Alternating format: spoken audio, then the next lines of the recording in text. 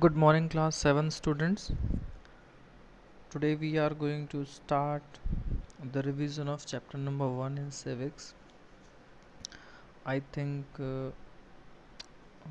this chapter is not done by me in the previous classes. So if done, then doesn't matter. I once again revise you the chapter, and this is beneficial for those who are not beneficial till yet date. इन सब में उन सब students का भी फ़ायदा होगा जिन्होंने may be पीछे कुछ मंथ्स में चैप्टर ढंग से ना पढ़ा हो, उन्होंने एक्सरसाइज ना की हो, क्वेश्चन आंसर्स ना देखे हों, तो आप काइंडली उस चीज़ को अब अच्छे से करें। और जिन बच्चों ने ये सारा रिवीजन और ये सारी चीज़ें पढ़ रखी हैं तो वो उनका अच्छे से रिवीजन फिर से हो जाएगा। और ये चैप्टर नंबर 1 है, चैप्टर का नेम है ऑन इक्वालिटी। और जो आपके पीडी टेस्ट 1 की बात हो रही है तो उसमें जो सिलेबस है मैं दोबारा से आपको बता देता हूँ वंस अगेन। सिलेबस बेटा आपका पुराना ही है। सिविक्स में चैप्टर 1 आएगा, ज्योग्राफी में आपका चैप्टर 1 आएगा, बट हिस्ट्री में चैप्टर 1 और 2 दोनों आएंगे। और जो चैप्टर हिस्ट्री का 1 और 2 है वो आपका कंप्लीट भी हो चुका है और आज सिविक्स स्टार्ट हो जाएगा और उसके बाद हम आपका ज्योग्राफी भी फिनिश करवा देंगे।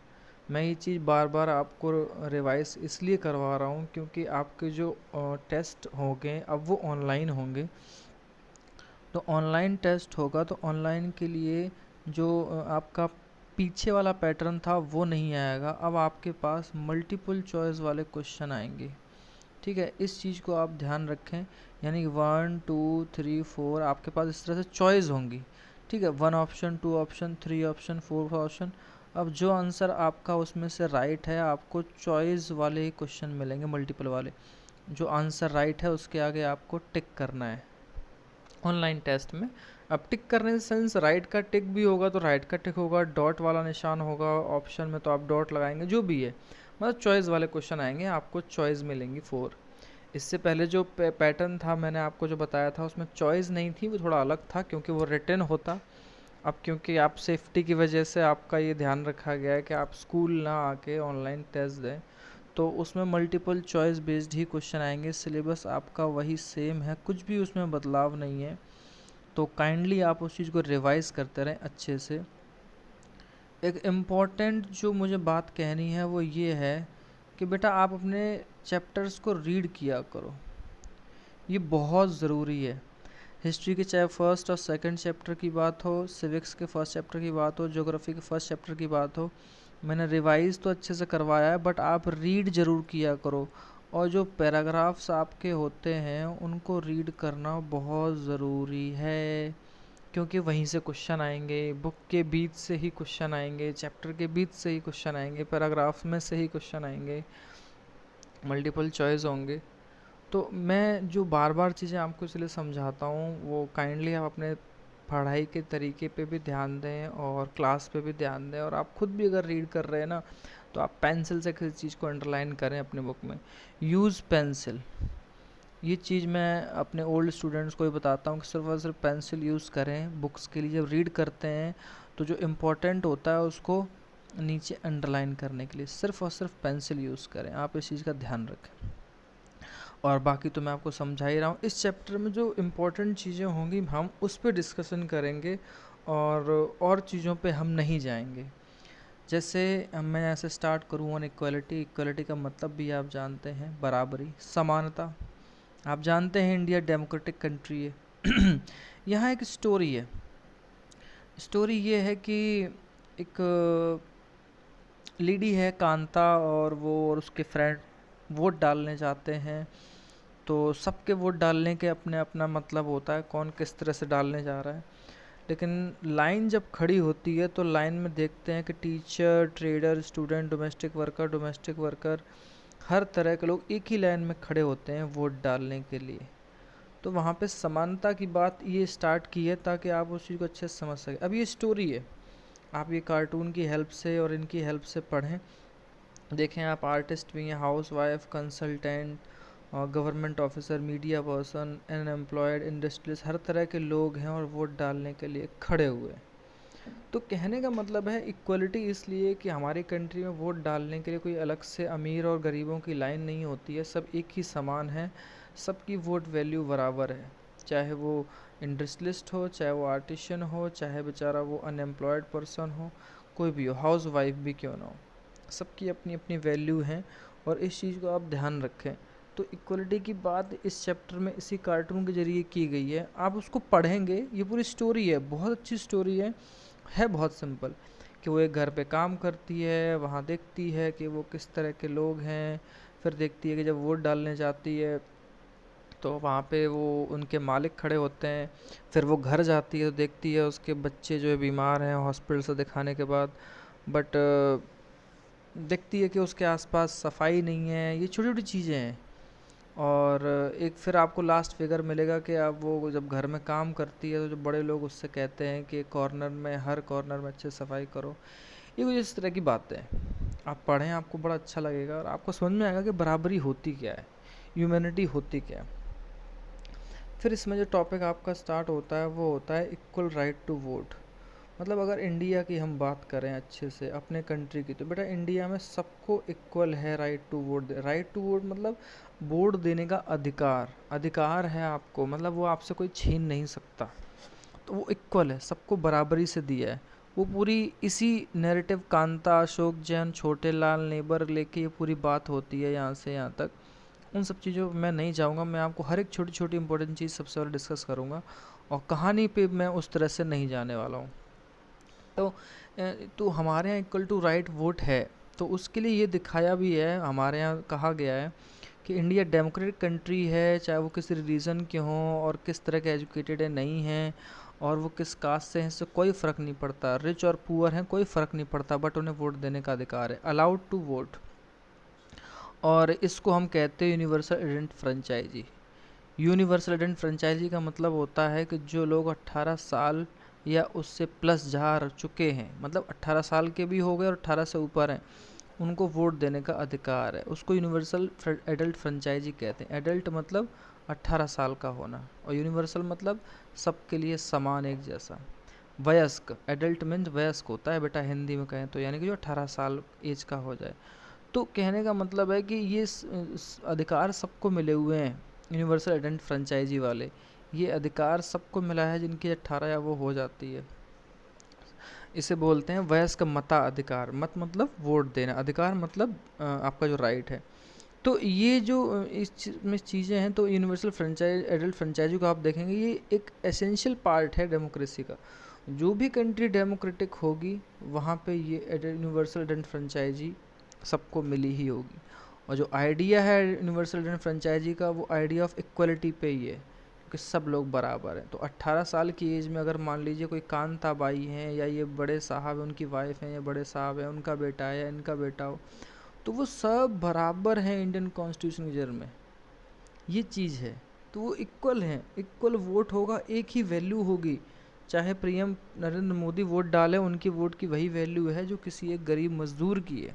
ठीक है, okay. Because state that every adult in a country irrespective of their wealth and the community she belong or he belong to has one vote.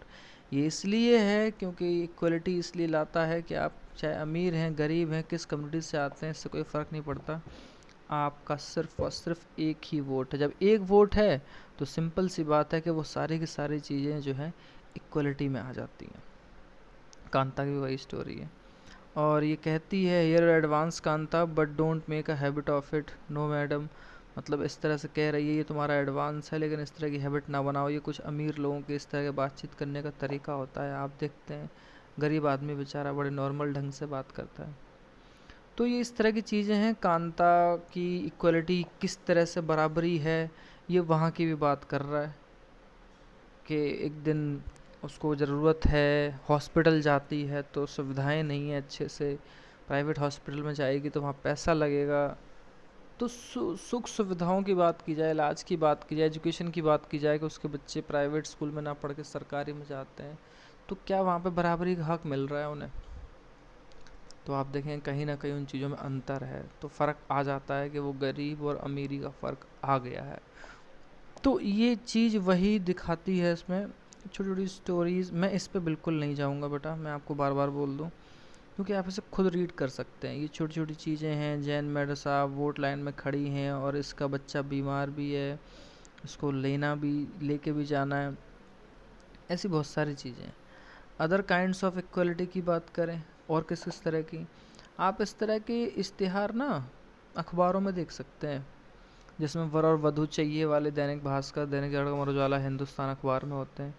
तो देखो लिखा होता है कि इतने हाइट होनी चाहिए, फेयर होनी चाहिए, ब्यूटीफुल गर्ल होनी चाहिए, आईटी कंपनी में जॉब कर रही है और लड़का चाहिए, और मतलब कास्ट नो बार, है ना। और फिर कुछ लोग लिखते हैं कि प्रोफेसर है, क्वालिफाइड ब्यूटीफुल टॉल गर्ल है, और उसको सीए वर्किंग बॉय यूएसए में रहता है। मतलब ये ऐसी चीज़ें क्यों? कोई कहता है कास्ट बार, कोई कहता है कि कास्ट बार हो नहीं होना चाहिए, कोई कहता है होना चाहिए। तमिल ब्राह्मण अयंगर गुरुम चाहिए, ये 180 सेंटीमीटर टॉल है, फेयर है, ये सब चीज़ें क्या है? तो कहने का मतलब है ये सारी चीज़ें हमें आपस में दिखाती हैं कि इक्वलिटी, अगर कास्ट में भी हम जाएंगे और शादी संबंध से लेके अदर चीज़ें भी देखें तो रंग रूप सैलरी, इन सब चीज़ों से लोग एक दूसरे भेदभाव करते हैं, तो फिर वहाँ पे इक्वलिटी जो होती है बेटा, वहाँ पे कहीं ना कहीं कम होती है। ठीक,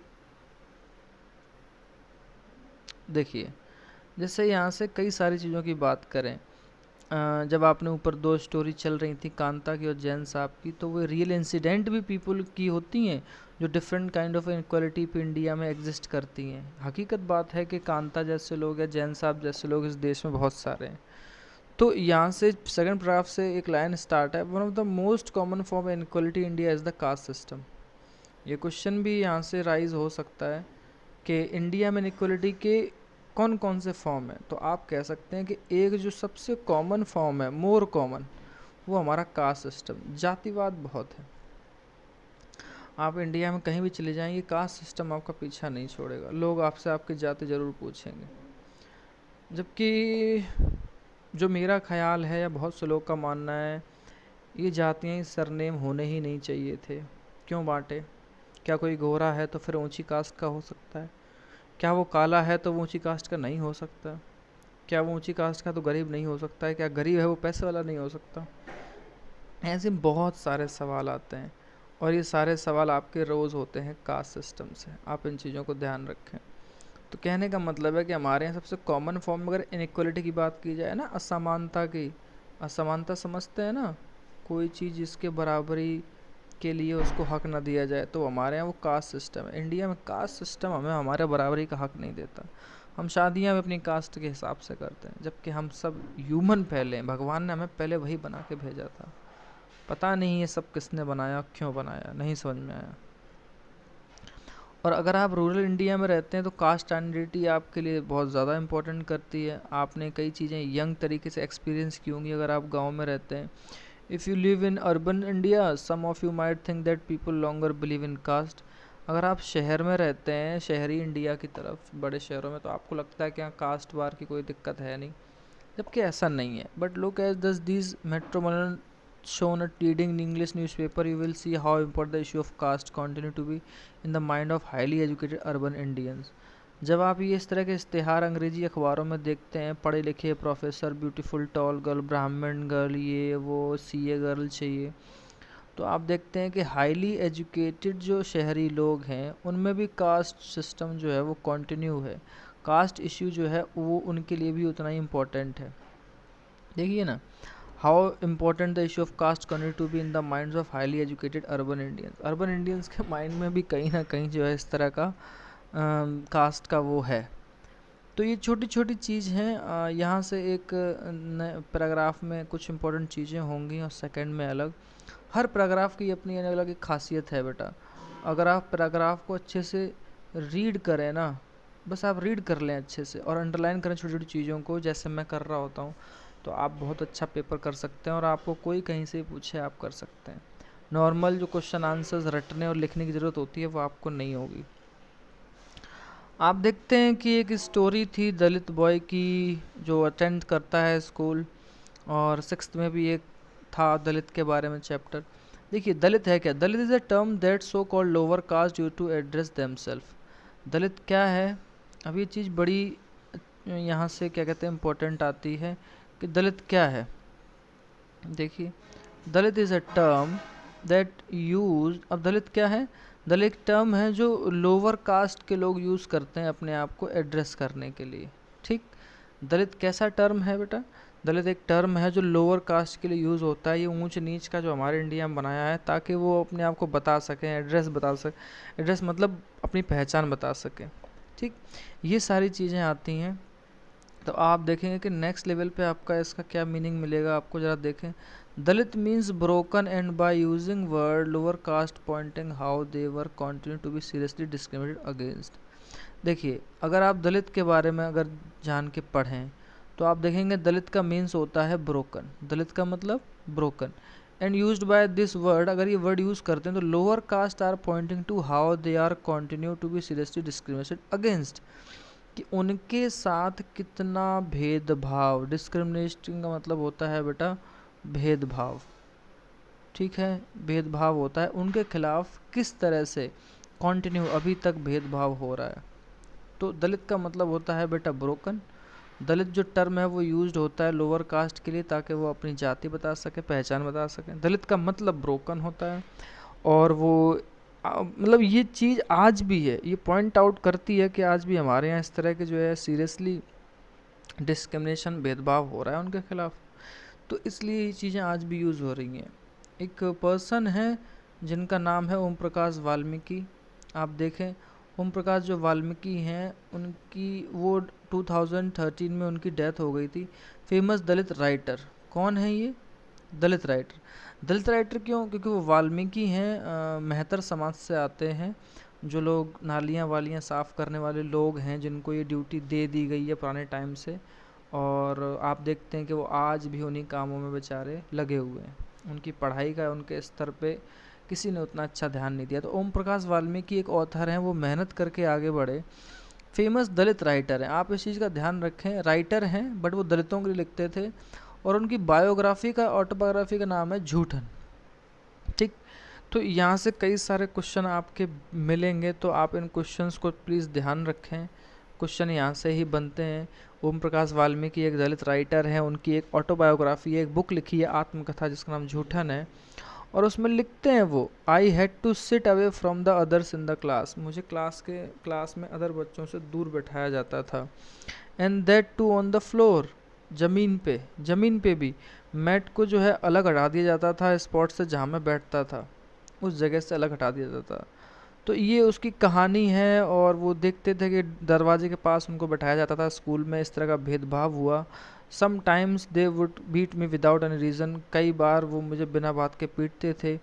van he was in class 4 the head master asked Om Prakash to sweep the school and the playground, जब वो चौथी क्लास में थे तो उनसे उनके हेडमास्टर ने कहा जाओ पूरे स्कूल का प्लेग्राउंड साफ़ करो।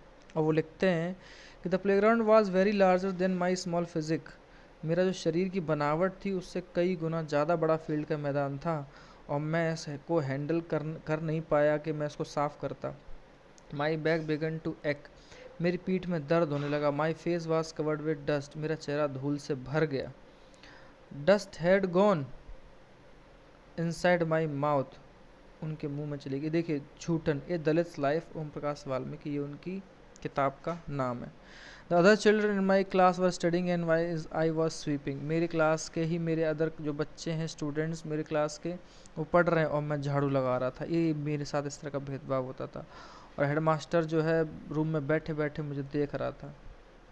आई was not even allowed to get a drink of water, मुझे इजाज़त नहीं थी कि मुझे पानी पीने दिया जाता। I swept the whole school from the door and window of the school rooms, मैंने हर जगह को साफ़ किया स्कूल में, डोर्स को, विंडोज़ को of the school. The eyes of the teacher and the boys saw this spectacle, और उन सब की आंखें मुझे देख रही थी। Om Prakash has was made to sweep the school and playground the next couple of days and his only came to end when his father, ये चीज़ें उनके साथ कई दिनों तक घटने होने लगी, लेकिन ये चीज़ तब एंड हुई हैं जब एक बार उनके फादर ने देख लिया कि उनके पास उनके बच्चे के साथ क्या हो रहा है। वो स्कूल से गुजर रहे थे कि उनका बच्चा झाड़ू लगा रहा है।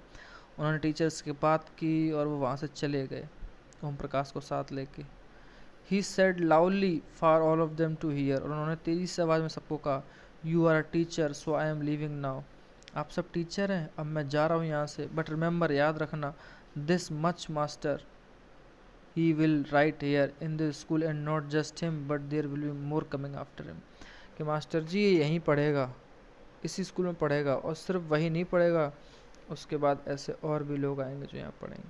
तो देखिए ओम प्रकाश वाल्मीकि की ये बुक है झूठन, और उन्होंने अपनी लाइफ के एक्सपीरियंस लेके हैं एज अ दलित बॉय, मतलब जो नीचे कास्ट के लोग हैं उनको जो भेदभाव उनके साथ हुआ उन्होंने उसके बारे में लिखा है पूरे उसमें।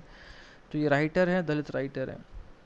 फिर एक दूसरी कहानी यहाँ पे और एक बड़े शहरों में आपको मिलेगी। ये तो एक कास्ट वाइज जो गाँव की कहानी थी, ये आपको मिस्टर और मिसेस अंसारी की भी कहानी मिलेगी। इस कहानी में ये है कि मिस्टर अंसारी एक जगह ढूंढना चाहते हैं अपने रहने के लिए। अपार्टमेंट में जाते हैं तो उनसे उनका नाम पूछा जाता है, तो उनके नाम से ही जो है लोग जो है देते नहीं थे, क्योंकि वो मुस्लिम थे।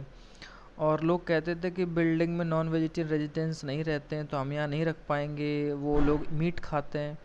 लेकिन अंसारी साहब को जो है बड़ा सरप्राइज़ हुआ कि जिस हाउस से वो पास के हाउस से गुजर रहे थे वहाँ पे मछली पक रही थी। कितनी अजीब बात है ना। लोग कह रहे हैं कि ये नॉन वेज खाते होंगे और हम नहीं रख पाएंगे, लेकिन ये तो रीज़न था ही नहीं, ये रीज़न इसलिए था कि वो मुस्लिम थे।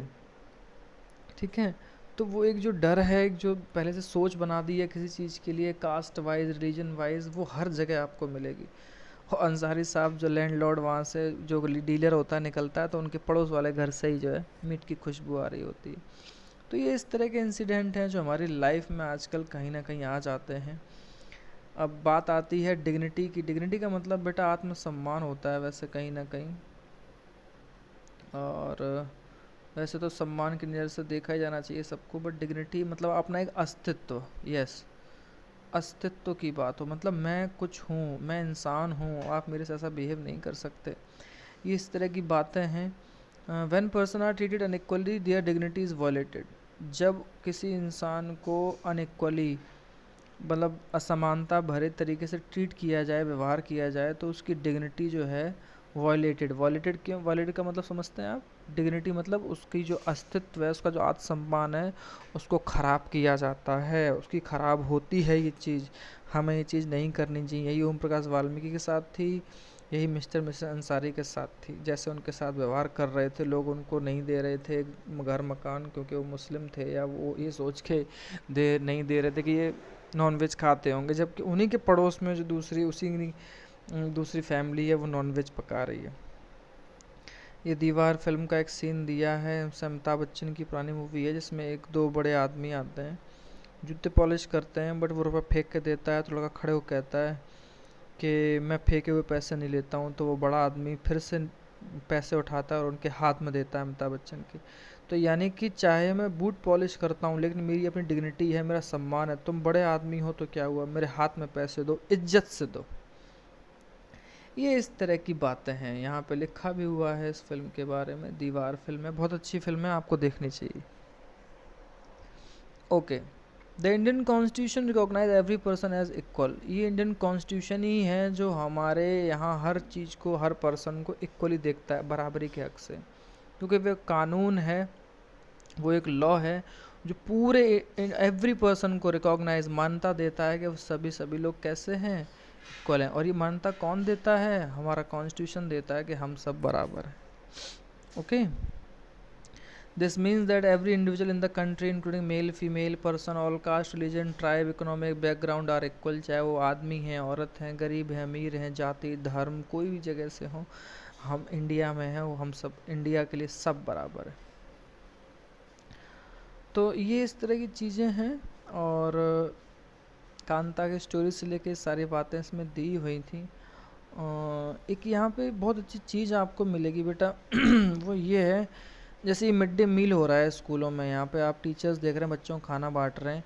One of the steps taken by the government including the mid day meal scheme. हमारी सरकारों ने सबसे अच्छे कदम उठाए हैं बच्चों के लिए, गरीब बच्चों के, या जो खाना नहीं खा सकते हैं, पढ़ नहीं सकते, उनके डेवलपमेंट के लिए वो mid day meal scheme. Mid day मतलब दिन का खाना, आधे दिन तक का खाना जो स्कीम चलाया, जिससे कि बच्चे खाना भी खाएं, स्कूल भी आएँ। This refers to the programme introduce in all government elementary school to provide children with cooked lunch. जितने भी एलिमेंट्री स्कूल हैं, प्राइमरी स्कूल हैं, वहाँ पे उनको जो है कुकड लंच, पका हुआ खाना दिया जाएगा। अब यहाँ से जो समझने वाली चीज़ है वो आप समझें कि तमिलनाडु पहला स्टेट था, ठीक है, Tamil Nadu first state in India to introduce the scheme in 2001। कि जब मिड डे मील शुरू हुआ था तो तमिलनाडु पहला स्टेट था ऐसा जिसने मिड डे मील स्कीम को चलाया था। आई थिंक 2001 जो डेट है वो तमिलनाडु की नहीं दी है, तो इस चीज़ पे आप ध्यान रखें। यहाँ सिर्फ इतना दिया है कि तमिलनाडु पहला स्टेट है जिसने इंट्रोड्यूस किया स्कीम को, बट 2001 में सुप्रीम कोर्ट ने ये चीज़ कही कि इस सिस्टम को अब पूरी और जगह भी लागू किया जाए। 2001 में सुप्रीम कोर्ट ने कहा कि सभी गवर्नमेंट को इसको शुरू करना चाहिए स्कूल में 6 महीने के अंदर। आज देखते हैं आप कि वो इतने सालों से ये चीज़ आज भी चल रही है। सुप्रीम कोर्ट ने ये ऑर्डर 2001 में दिया था। मिड डे मील को सबसे पहले किसने स्टार्ट किया था? तमिलनाडु ने स्टार्ट किया था, तो आप उस पर अच्छे से ध्यान दें। इसमें वही होता है कि प्रोग्राम को इफ़ेक्टिव बनाया गया कि पुअर चिल्ड्रन हैं उनको वो स्कूल भी आएंगे, एनरोल किया जाएगा, पढ़ेंगे लिखेंगे, रेगुलरली अटेंड भी करेंगे, टीचर रिपोर्ट करेंगे उन स्टूडेंट्स को होम और लंच के लिए भी बोलेंगे। तो इससे क्या होगा, मिड डे मील भी प्रोवाइड हो जाएगा, न्यूट्रिशन की भी बात हो जाएगी, हमारे यहाँ भुखमरी नहीं रहेगी, बच्चे थोड़ा बहुत पढ़ना लिखना सीख जाएंगे।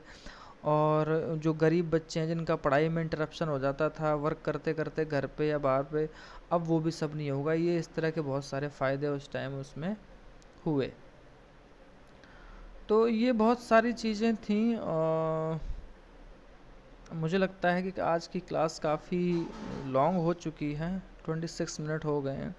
तो आज के लिए हम इतना ही रखेंगे। इसका जो नेक्स्ट टॉपिक है हम यहाँ से स्टार्ट करेंगे, यहाँ से, और इशू ऑफ इक्वलिटी और B.R. अम्बेडकर जी से यहाँ से स्टार्ट करेंगे।